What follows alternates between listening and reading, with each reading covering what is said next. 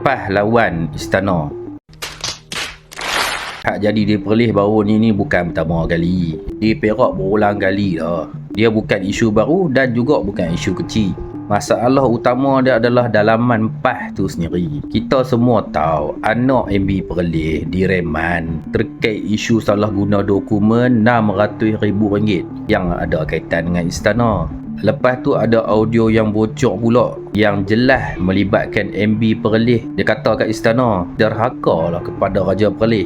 Ada pula desakan daripada Adun supaya YB Shukri digugurkan daripada jawatan MB. 8 Adun hantar SD, termasuklah 3 Adun PAS yang dipecat selepas tu oleh parti dia sendiri.